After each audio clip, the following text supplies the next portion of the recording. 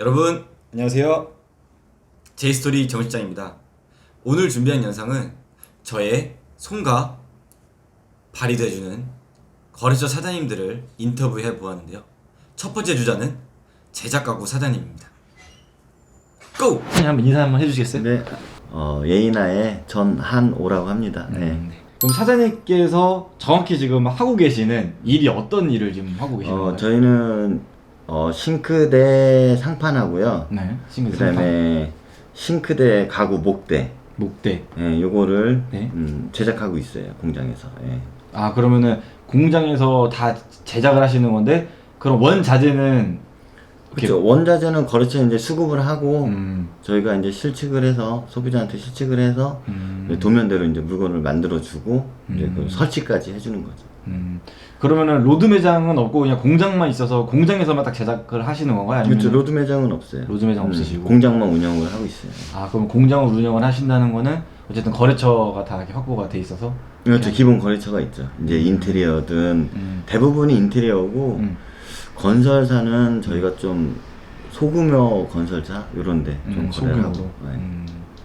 그러면 지금 위치가 그 어디에 있죠? 그 공장의 위치가?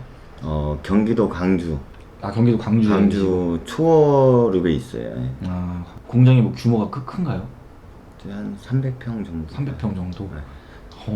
그럼 제가 이제 이 분야에 대해서는 잘 모르는데 300평 정도면은 이 규모가 큰 편인가요? 아니면은 좀 작은 편인가요? 아니면은 뭐 그냥 중간 정도. 중간 정도의 규모로? 비교가 하자면 그러니까 네. 일반적인 싱크대 공장치고는 큰 편이고 근데 조금 대기업에 비하면 또 터무니없이 너무 작고 아 이게 그래요. 이게 좀 큰 데는 엄청 크고 작은 데는 또 직원이 뭐 한두 명 있는 싱크대 공장도 있고 그러니까 한 중간 정도 한다고 봐야죠.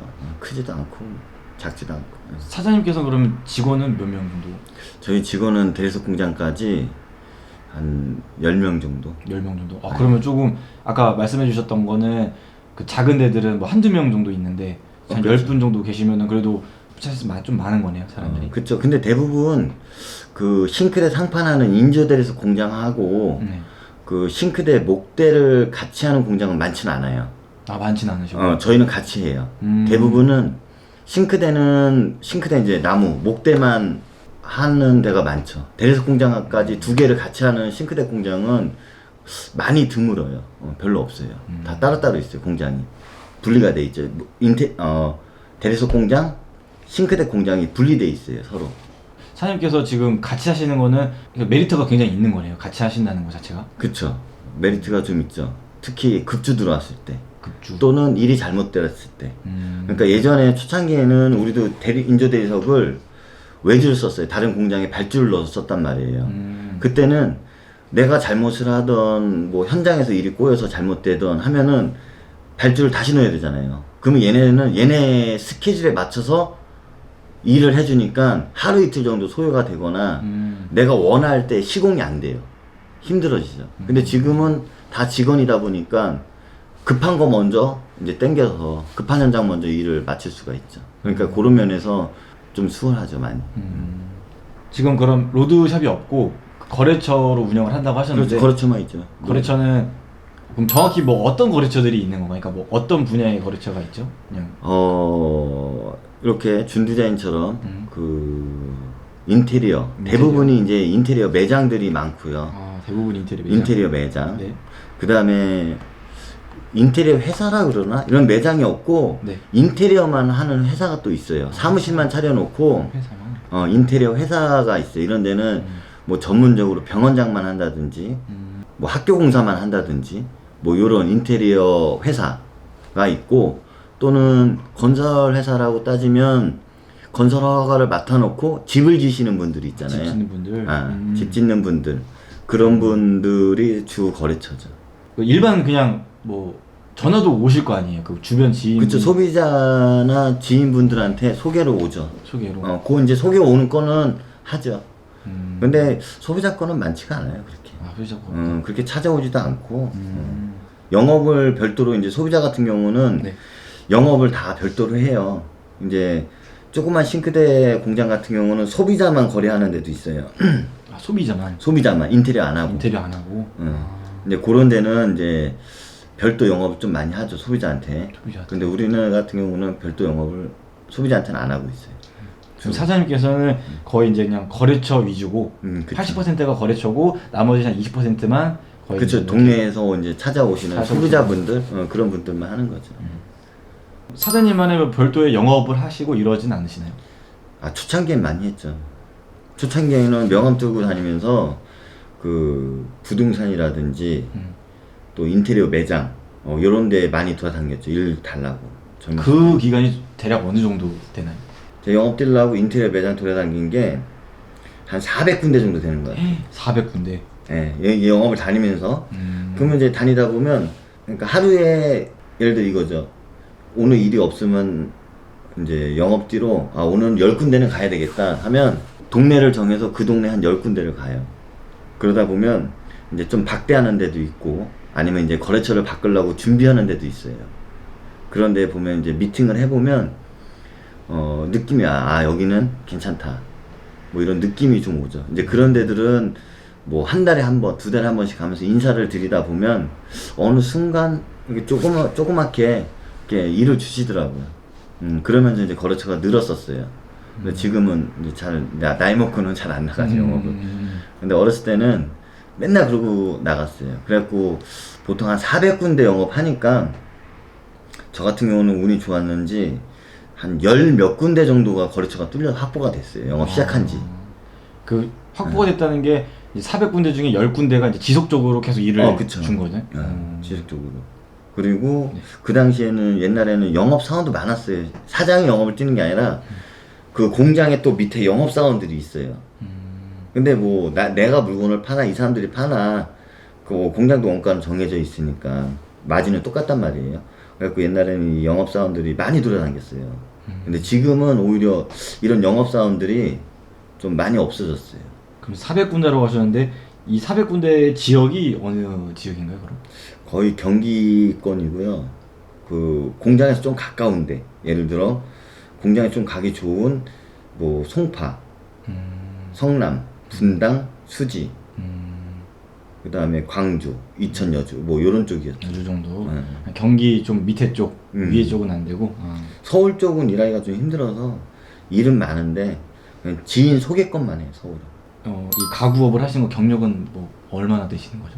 그러니까 만약에 처음 배운 날부터 한다 그러면 제가 18살에 처음 시작했어요.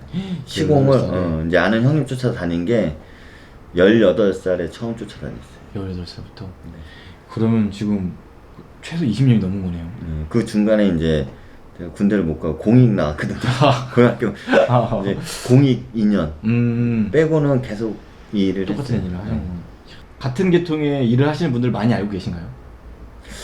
지금은 저 할 때는 워낙 사장님들이 다 나이가 있어서 이제 은퇴하신 분도 있고 그래서 뭐 안다 그러면은 뭐 같은 계통의 사장님들 뭐 한 10명 정도.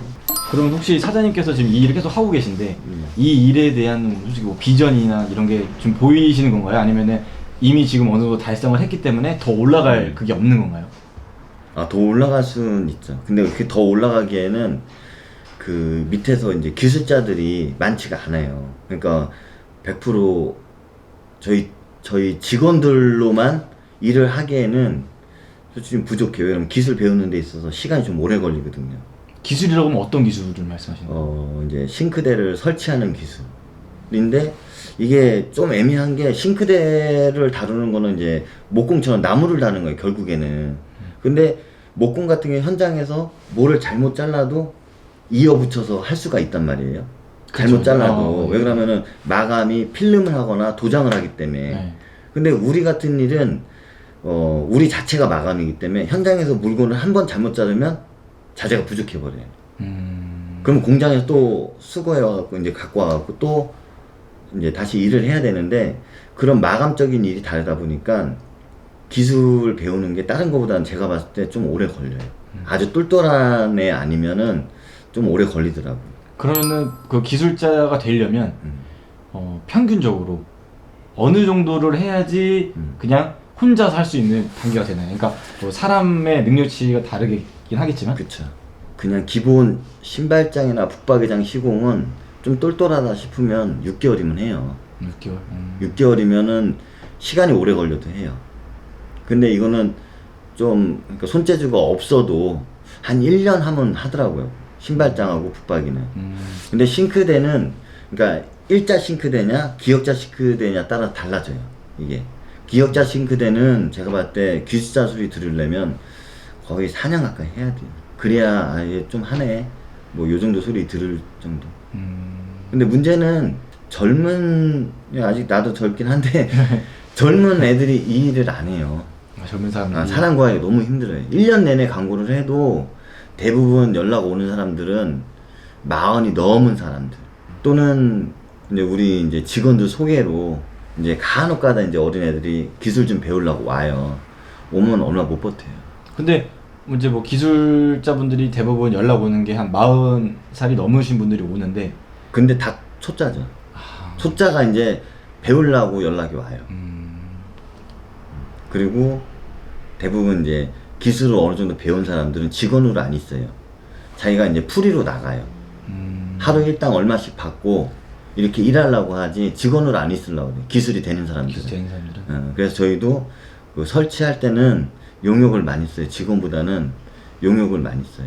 그러면은 사장님께서는 공장도 운영하고 계시고 이제 시공 같은 경우도 이제 다 이렇게 맡기시는 거잖아요. 그러면 시공 맡기죠. 공장에서 일하시는 분들이랑 그 또 현장에서 일하시는 분들이 다를 텐데. 그렇죠, 다르죠. 공장에서 일하는 사람도 쉽진 않죠. 공장도 또 기술자들이 용역이 있어요. 그러니까 기술자들만의 이 모임이 있어요. 그러면 이제 그쪽에 전화를 하면 언제부터 언제까지 예를 들어 조립을 하는 사람, 재단하는 사람 이런 사람들을 이제 일이 많으면은 불러요. 그래갖고 그 사람들을 채워서 일이 많을 때는 쓰고 일이 없을 때는 기본적인 공장 식구들로만 이제 운영을 해가죠. 그 사람들도 이제 다 일당으로 일을 해요. 일당은 그럼 얼마로 책정을 하나요? 보통 재단사는 23만 원, 그다음에 조립기사가 22만 원, 21만 원 정도. 식대는 별도인가요? 식대 포함이죠. 점심은 줘야죠. 그럼 현장에서 일하시는 분들은? 현장에서 일하는 사람들은 식대는 알아서 해요. 근데 이제 일이 많아서 저희 직원도 같이 보내고 그러면 밥을 같이 사주고. 근데 대부분 현장이 크지 않으면 프리기사 이제 혼자 일을 가니까 이제 알아서 해결하시죠. 아니면은 내가 이제 현장을 상을 봐야 되니까 어려운 게 있으면 설명을 해줘야 되니까 같이 갈 경우 이제 그때 같이 이제 식사하고 그렇지 않고 혼자 마감을 하죠. 현장의 일당은 얼마나? 현장에서 일하시는 분들 그 시공비도 뭐 얼마? 28만 원. 28만 원. 그러니까 기술자 한 분이 오셔서 하루 정도 일하시면 28만 원. 28만 원. 시공비는 계속 올라가고 있는 건가요? 아니면 지금 고정인가요? 계속 조금씩 오르고 있어요. 계속 오르고 있어요. 근데 보통 지금 경기도 건에서 제가 알기로는 보통 한 28만 원 정도 받는 것 같아요.